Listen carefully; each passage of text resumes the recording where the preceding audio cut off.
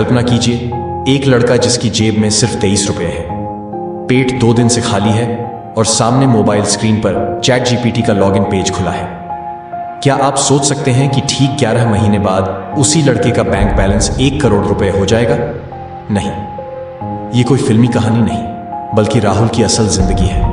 और आज आप सुनेंगे कि कैसे आर्टिफिशियल इंटेलिजेंस के इस जादू ने उसकी भूख को करोड़ों की सफलता में बदल दिया। यह सिर्फ पैसे की बात नहीं है, यह है हिम्मत, लगन और तकनीक का ऐसा मेल जिसने असंभव को संभव कर दिखाया। तो मिलिए राहुल से, उत्तर प्रदेश का एक 22 साल का लड़का जिसकी जिंदगी में सब कुछ तबाह होता दिख रहा था। उसके पापा की छोटी सी नर्सरी थी जो लॉकडाउन की मार नहीं झेल पाई और बंद हो गई। घर किराए का था, किचन में आटे का डिब्बा खाली पड़ा था और उसकी ग्रेजुएशन फीस बकाया थी।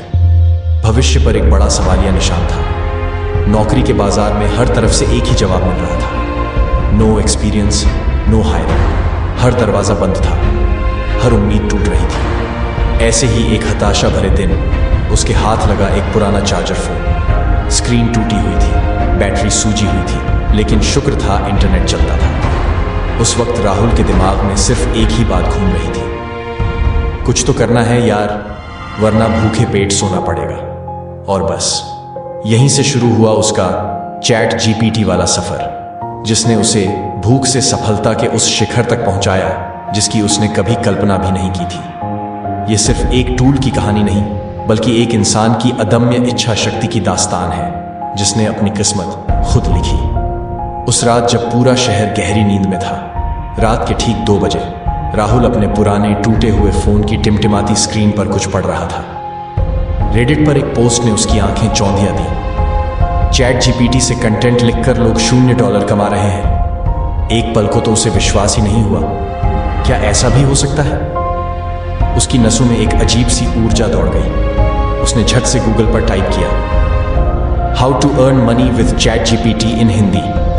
20 मिनट तक उसने कई आर्टिकल्स खंगाले, वीडियो देखे और फिर दिल में एक उम्मीद की लौ जलाकर उसने एक फ्री चैट जीपीटी अकाउंट बनाया। उसकी धड़कनें तेज थी, जैसे कोई बड़ा जुआ खेल रहा हो। पहला प्रॉम्प्ट था, मुझे 500 रुपये कल तक कैसे मिले। ये सिर्फ 500 रुपये नहीं थे, ये उसकी भूख मिटाने का सवाल था, उसकी इज्जत बचाने का सवाल था। चैट जीपीटी ने जवाब दिया, अपवर्क पर किसी को कॉपी राइटिंग प्रपोजल लिख कर दो, 5 भी मिल सकते हैं। राहुल ने कभी अपवर्क का नाम भी नहीं सुना था और कॉपी राइटिंग तो दूर की बात थी। उसके पास लैपटॉप नहीं था, तो उसने अपने पुराने फोन पर ही नोटपैड खोला। चैट जीपीटी से एक सैंपल प्रपोजल अंग्रेजी में जनरेट करवाया। उसे कुछ खास समझ नहीं आया तो उसने फिर पूछा, इसे हिंदी में समझाओ। भाई, एआई ने बड़ी सरलता से समझाया। क्लाइंट को बताओ कि तुम उसकी प्रॉब्लम सॉल्व कर सकते हो, अपनी कॉस्ट बताओ, टाइमलाइन बताओ और उसे तुरंत एक्शन लेने को कहो। राहुल ने उसी टेम्पलेट को अपने हिसाब से भरा। टूटी फूटी अंग्रेजी में चैट जीपीटी की मदद से शब्दों को सही किया। सुबह 8 बजे उसने कांपते हाथों से अपवर्क पर वो प्रपोजल अप्लाई कर दिया। पूरा दिन इंतजार में बीता, हर घंटे फोन चेक करता रहा। शाम 6 बजे उसके फोन पर एक ईमेल की घंटी बजी, You've been hired for art। Rahul को लगा जैसे वो किसी सपने में है। उसकी आंखें चमक उठी। उसने तुरंत क्लाइंट को मैसेज किया, पैसे कहाँ? क्लाइंट ने पेपाल का लिंक भेजा।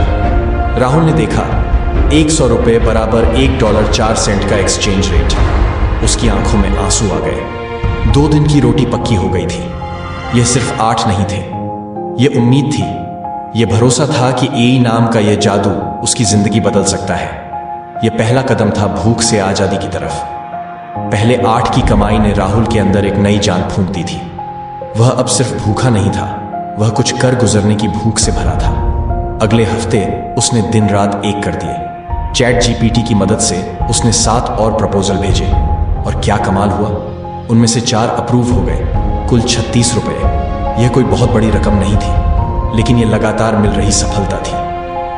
राहुल ने अब सिर्फ छोटे मोटे फ्रीलांस काम करने की बजाय कुछ बड़ा सोचने लगा। उसके दिमाग में एक सवाल गूंज रहा था, यार अगर मैं खुद का बिजनेस बना लूं तो कैसा रहेगा। यह सिर्फ एक विचार नहीं था, यह उसके अंदर पनप रहे एक उद्यमी का पहला संकेत था। उसने फिर अपने भरोसेमंद साथी चैट जीपीटी से पूछा, मुझे एक ऐसा निश बताओ जहां कंपटीशन कम हो, हिंदी ऑडियंस हो और मैं फ़ोन से काम कर सकूं। चैट जीपीटी ने कुछ देर प्रोसेसिंग करने के बाद एक शानदार जवाब दिया। हिंदी ई book on quick 10 minute vegetarian recipes for hostellers. Rahul को पहले तो लगा, मैं और कुकिंग, मुझे तो दाल चावल बनाने में भी पसीना आ जाता है। लेकिन चैट जीपीटी ने तुरंत उसकी शंका दूर कर दी। एआई ने न सिर्फ दर्जनों रेसिपीज जनरेट की, बल्कि कैनवा पर फ्री टेम्पलेट दिखाए और एक शानदार कवर डिजाइन भी बना दिया। राहुल ने रात दिन एक करके अपने उसी टूटे हुए फोन पर चैट जीपीटी से रेसिपीज ली, उन्हें अपनी भाषा में ढाला, कैनवा पर डिजाइन किया। 48 पेज की एक पूरी ई बुक तैयार हो गई। नाम रखा, हॉस्टल वाले भाइयों के लिए 30 लो कॉस्ट रेसिपीज। इस पूरी प्रक्रिया में एआई उसका पर्सनल असिस्टेंट, कंटेंट राइटर और ग्राफिक डिजाइनर सब कुछ बन गया था। अगला कदम था इसे बेचना। उसने Amazon, KDP, Kindle Direct, publishing पर अपनी ई बुक अपलोड की, जिसकी प्रक्रिया भी उसने चैट जीपीटी से ही समझी। कीमत रखी 299 रुपये। पहले हफ्ते 37 कॉपी बिकी, रॉयल्टी आई 78 रुपये। कुल मिलाकर उसने 100 रुपये का आंकड़ा पार कर लिया था। यह सिर्फ पैसे नहीं थे, यह उसकी मेहनत का फल था, उसके सपनों के सच होने की शुरुआत थी। वो रात वाली भूख जो उसे सताती थी, अब माइक्रोवेव मैगी की गर्माहट में बदल चुकी थी। अब वह जानता था कि उसके पास एक ऐसा टूल है जो उसे सिर्फ जिंदा रहने में नहीं, बल्कि जिंदगी जीने में मदद कर सकता है। 100 रुपये कमाने के बाद राहुल की भूख अब और बढ़ चुकी थी, सफलता की भूख। उसे लगा कि अगर उसकी कहानी किसी और को प्रेरित कर सकती है, तो क्यों ना इसे दुनिया के साथ साझा किया जाए। उसने सोचा, क्यों ना अपनी यह छोटी सी जीत ट्विटर पर शेयर करूं। लेकिन कैसे? एक बार फिर उसने अपने डिजिटल गुरु चैट जीपीटी का सहारा लिया। उसने एआई से पूछा कि कैसे एक वायरल ट्वीट थ्रेड बनाया जाए जो उसकी कहानी को प्रभावी ढंग से बताए। चैट जीपीटी ने उसे शानदार थ्रेड आइडियाज दिए, एक दमदार हुक लाइन दी और यहां तक कि इमोजी भी सजेस्ट किए जो उसकी कहानी में जान फूंक सके। राहुल ने चैट जीपीटी की मदद से एक मार्मिक और प्रेरणादायक थ्रेड लिखा, जिसका शीर्षक था हाउ आई वेंट फ्रॉम 0 रुपये से 100 रुपये तक 30 दिनों में यूजिंग चैट जीपीटी। उसने अपनी गरीबी, अपनी हताशा, चैट जीपीटी से मिली पहली मदद और फिर ई बुक की सफलता को सिलसिलेवार ढंग से बताया। उसने अपने गमरोड लिंक को भी उस थ्रेड में शामिल किया, जहां उसकी ई बुक और कुछ छोटे मोटे डिजिटल प्रोडक्ट्स उपलब्ध थे। और फिर जो हुआ वो राहुल की उम्मीद से कहीं ज्यादा था। वो ट्वीट वायरल हो गया। 2 से 3 मिलियन इंप्रेशंस। उसके फोन की नोटिफिकेशंस बंद होने का नाम ही नहीं ले रही थी। लोग उसकी कहानी से जुड़ रहे थे, उसे प्रेरणा मान रहे थे। इस वायरल ट्वीट ने उसके गमरोड लिंक पर ट्रैफिक की बाढ़ ला दी। 10,100 से ज्यादा डाउनलोड हुए। हर डाउनलोड की कीमत 5 रुपये। कुल मिलाकर उसे 50,000 रुपये का रेवेन्यू मिला। यह सिर्फ कुछ ही दिनों की बात थी। राहुल को विश्वास ही नहीं हो रहा था। उसकी आंखों के सामने उसकी जिंदगी बदल रही थी। सबसे पहले उसने अपने पापा के लगभग 7 लाख रुपए के कर्जे उतारे। जब उसने पापा के हाथ में कैश रखा तो उनकी आंखों में जो खुशी और राहत देखी, वो उसके लिए किसी भी करोड़ से ज्यादा थी। ये सिर्फ पैसे नहीं थे, ये इज्जत थी, परिवार की खुशियां थीं। फिर उसने अपने लिए एक सेकंड हैंड लैपटॉप खरीदा, एक थिंकपैड T430, सिर्फ 17,000 रुपये में। ये उसके लिए किसी सुपरकार से कम नहीं था, क्योंकि अब उसके पास एक प्रॉपर वर्किंग टूल था। पहली बार उसके घर में ब्रॉडबैंड कनेक्शन लगा।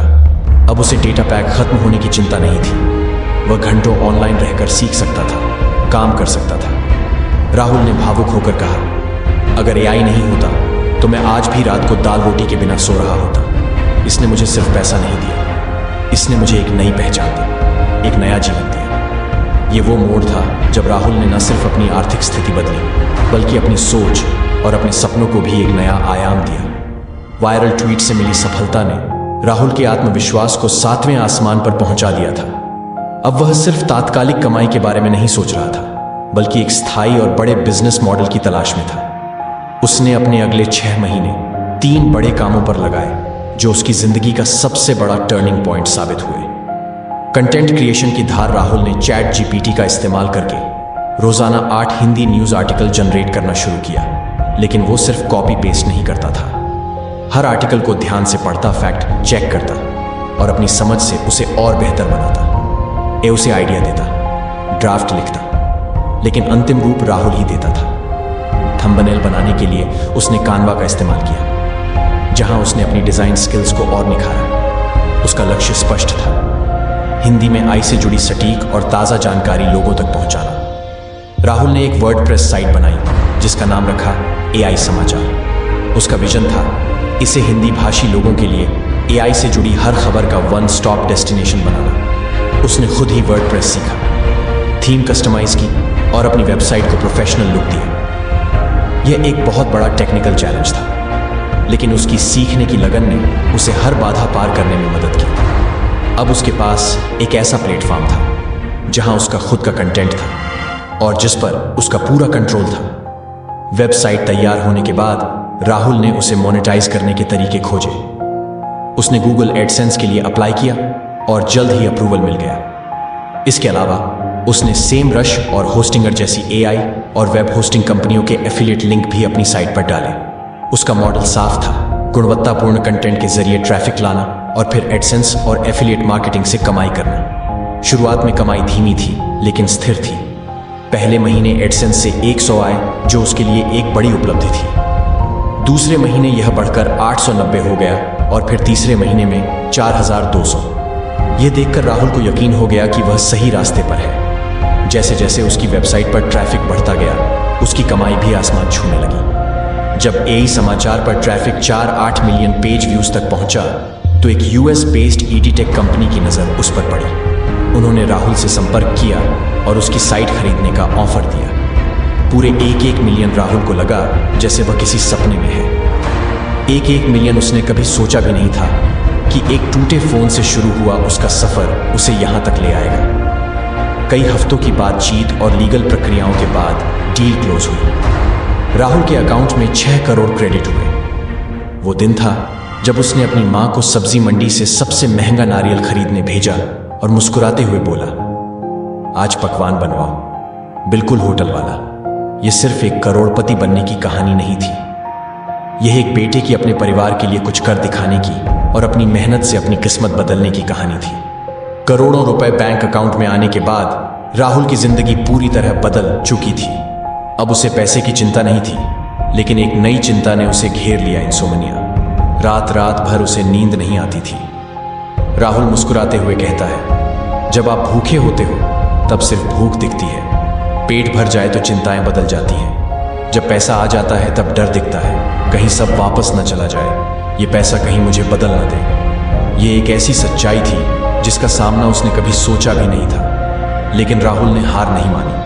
उसने एक बार फिर अपने पुराने दोस्त ChatGPT का सहारा लिया। उसने A से पूछा कि इस तरह के तनाव और अनिद्रा से कैसे निपटा जाए। ChatGPT ने उसे CBT based cognitive behavioural therapy relaxation techniques लिख कर दी, जिनमें ब्रीथिंग एक्सरसाइज और माइंडफुलनेस शामिल थी। राहुल ने उन टेक्निक्स को अपनी दिनचर्या का हिस्सा बनाया। रोज 10 मिनट ब्रीथिंग एक्सरसाइज करना, अपने विचारों को शांत करना, यह सब उसे मानसिक शांति देने लगा। इन्हें उसे सिर्फ आर्थिक रूप से ही नहीं, बल्कि मानसिक रूप से भी स्वस्थ रहने में मदद की।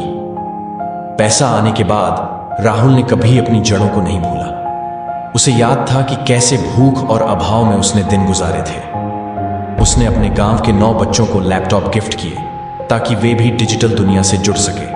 और फिर उसने एक NGO शुरू किया जिसका नाम रखा कोड बुक। इस NGO का मकसद था गरीब बच्चों को AI स्किल्स सिखाना, उन्हें कोडिंग और नई तकनीकों से परिचित कराना, ताकि उन्हें भी राहुल की तरह अपनी जिंदगी बदलने का मौका मिल सके। राहुल का मानना है, अगर AI ने मुझे खिलाया, मुझे सफलता का रास्ता दिखाया, तो मेरी भी जिम्मेदारी है कि मैं दूसरों को भूख से कोड तक का सफर तय करने में मदद करूं। उसकी कहानी सिर्फ एक करोड़पति बनने की नहीं, बल्कि प्रेरणा, दृढ़ता और AI के सही इस्तेमाल की एक मिसाल है। यह दिखाती है कि कैसे एक टूल सही इरादों और अदम्य साहस के साथ किसी की भी जिंदगी को पूरी तरह से बदल सकता है। राहुल की कहानी हमें बताती है कि सफलता सिर्फ पैसों में नहीं, बल्कि दूसरों की मदद करने और अपनी जड़ों से जुड़े रहने में भी है। और यही है ChatGPT का असली जादू। भूख से सफलता तक का और सफलता से सेवा तक का एक अविश्वसनीय सफर।